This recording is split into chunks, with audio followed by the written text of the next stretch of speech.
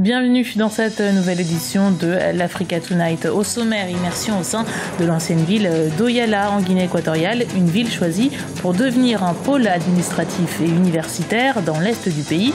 Plusieurs chefs d'État étaient présents pour son inauguration et à la veille des commémorations de la fête nationale le 3 août. Première visite du président de la transition du Burkina Faso, Michel Kafando, en Côte d'Ivoire. Les deux pays ont notamment pris la décision d'échanger leurs renseignements militaires pour lutter contre Boko Haram. Les représentants des partis et organisations politiques de l'opposition burundaise ainsi que ceux de la société civile se sont réunis à Addis Abeba en Éthiopie du 30 juillet au 1er août. Objectif, créer et officialiser la création du Conseil national pour le respect de l'accord d'Arusha pour la paix et la réconciliation au Burundi. Mais d'abord, nouveau signe que les relations diplomatiques entre l'Égypte et les États-Unis ont repris. Le secrétaire d'État John Kerry est actuellement en Égypte pour rencontrer le président Abdel Fattah el-Sisi. La coopération entre les deux pays avait été gelée en 2011 lors des révoltes populaires. Washington veut désormais reprendre la coopération militaire avec l'Égypte pour lutter contre le terrorisme dans le Sinaï. 8 avions chasseurs F-16 sur les 12 promis par le président Barack Obama seront également livrés.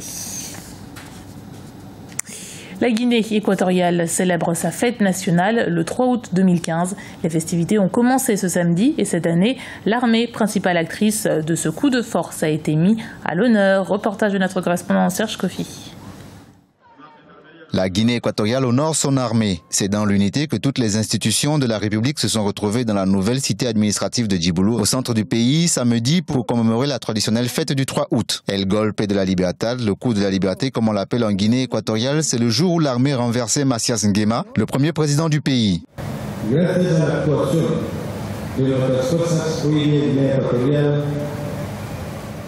Grâce à l'action de nos forces armées, aujourd'hui la Guinée équatoriale jouit de sa liberté.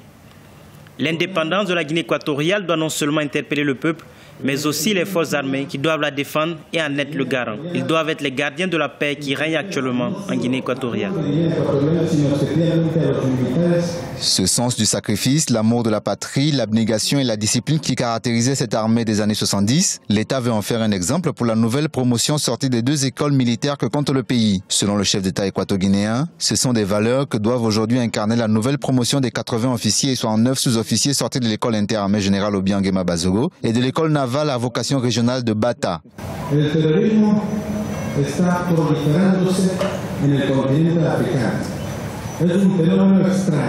Le phénomène qu'on observe aujourd'hui, c'est le terrorisme. Ce phénomène est proche de nos frontières. Ce phénomène prolifère sur le continent africain. C'est un phénomène que nous devons à tout prix surveiller. Le devoir des forces de sécurité est de combattre la délinquance et le terrorisme. Nous demandons également à nos forces armées de lutter contre la piraterie qui est en train de s'installer dans le golfe de Guinée. Le 3 août 1979, une partie dissidente de l'armée équato-guinéenne conduite par le lieutenant-colonel Obiang Nguema Bazogo renversait Mathias Nguema. Ce coup d'État est celui qui apporta la liberté au peuple, dont une partie avait choisi de s'exiler au Cameroun et au Gabon voisin. 36 ans après, il est encore célébré avec faste. Au Burkina Faso, fin du dépôt des candidatures pour les élections législatives prévues au mois d'octobre 2015. Environ 97 formations politiques ont déposé leur dossier. Le scrutin se déroulera en même temps que l'élection présidentielle.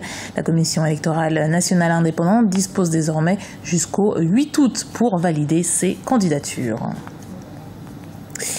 Plus de coopération dans le domaine des renseignements militaires entre le Burkina Faso et la Côte d'Ivoire. C'est entre autres cet engagement qui a été pris lors de la visite d'amitié et de travail du président de la transition burkinabé, Michel Kafando, en Côte d'Ivoire. Pendant 2 jours, les relations économiques et politiques ont été au cœur de cette rencontre. Reportage de notre correspondant Olivier Conan.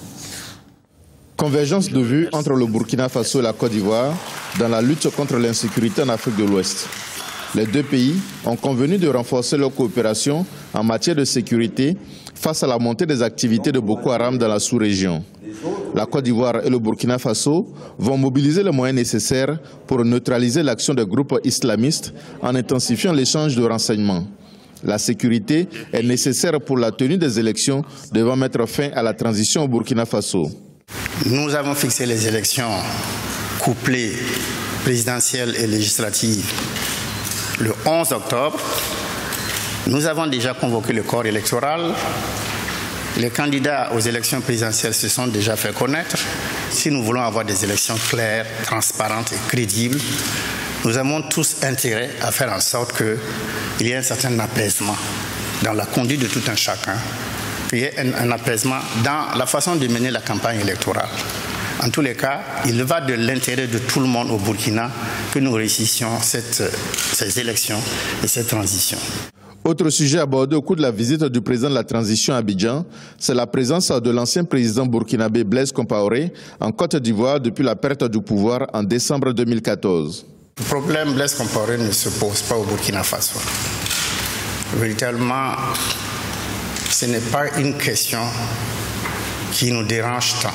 Pour autant, je l'ai toujours dit aussi, pour autant que de sa part, il n'y ait pas, si vous voulez, de velléité de déstabilisation ou en tout cas de fomenter certaines actions qui puissent nuire à la transition. Si cela n'est pas, véritablement, ce n'est pas un problème pour le Burkina. Maintenant, évidemment, s'il y a des poursuites, c'est autre chose. Les deux chefs d'État ivoiriens burkinabés ont convenu de poursuivre leurs actions pour le respect du calendrier électoral et la tenue d'élections inclusives et apaisées. L'élection présidentielle se tiendra le 11 octobre au Burkina Faso.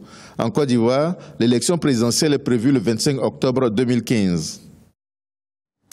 L'opposition burundaise montre qu'elle a survécu au départ de celui longtemps considéré comme son leader, Agathon Rwasa.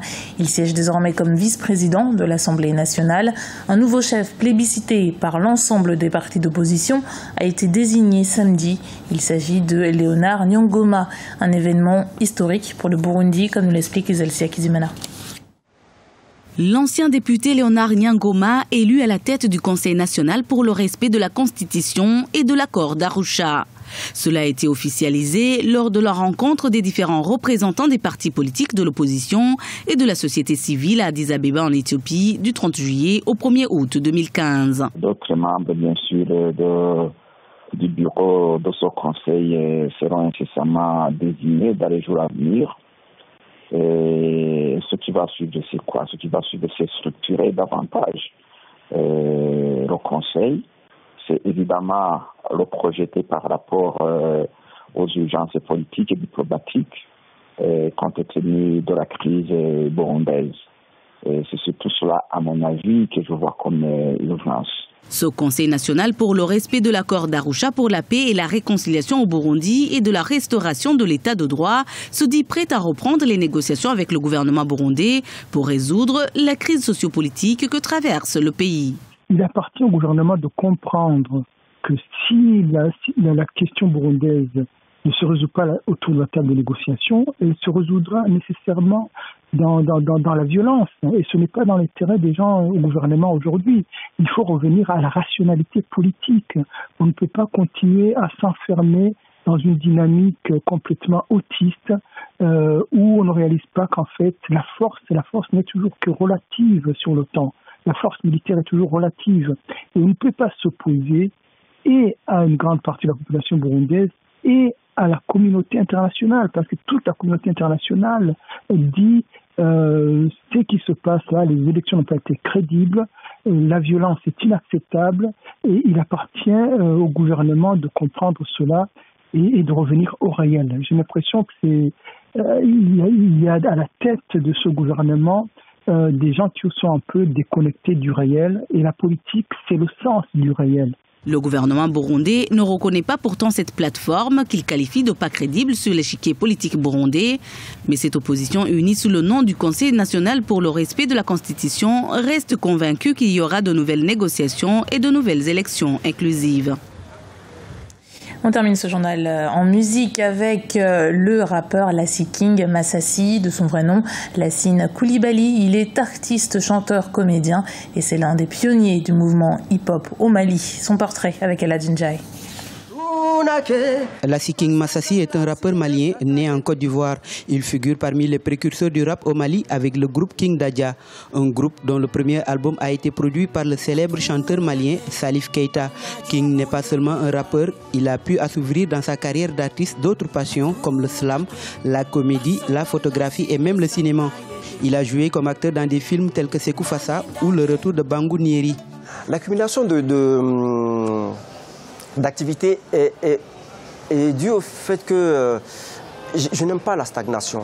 J'aime pas être dans l'attente. J'aime pas. Je me dis voilà, Lassine, physiquement tu vas bien, intellectuellement ça va. Donc je me dis bon voilà, je peux faire tout ce qu'un être humain normal peut faire. À la fois poète et militant, drôle, sensible ou provocateur, Lassie King Massassi tend à l'Afrique un miroir sans concession. Son album Diamanadio a battu des records de vente dans la catégorie rap au Mali. Ses textes évoquent les tabous de la société malienne tout en s'inspirant des refrains traditionnels. Les tabous de la société malienne sont un peu comme les tabous de presque toutes les sociétés africaines et surtout les sociétés francophones africaines. Et, on n'aime pas qu'on interdise directement, comme on appelle l'excision, mais beaucoup d'artistes aujourd'hui au Mali sont dans cette lancée en train de chanter contre l'excision. Dans ces chansons-là, ce que je revisite en général, c'est vraiment les refrains reviennent de temps à autre, parce que ces refrains-là aussi, ça parle de, comme on appelle, de l'égalité homme-femme, ça parle de la bravoure, du travail, et ce sont ces chansons-là, moi je rappelle, je reprends ces chansons et j'en fais le refrain de mes chansons. Artiste complet, il a obtenu le Mali Music Awards en 2006 pour son album Nyokalaso et également monté sur les planches pour y interpréter la pièce de théâtre Bougounieri, invité à dîner, qui a connu un succès populaire avec plus de 300 représentations en France, en Belgique et au Luxembourg. Big up, Lassie King Massa. C'était le journal de la rédaction. Merci de l'avoir suivi. Retrouvez dans un instant une nouvelle édition de l'Africa Tonight sur Africa 24.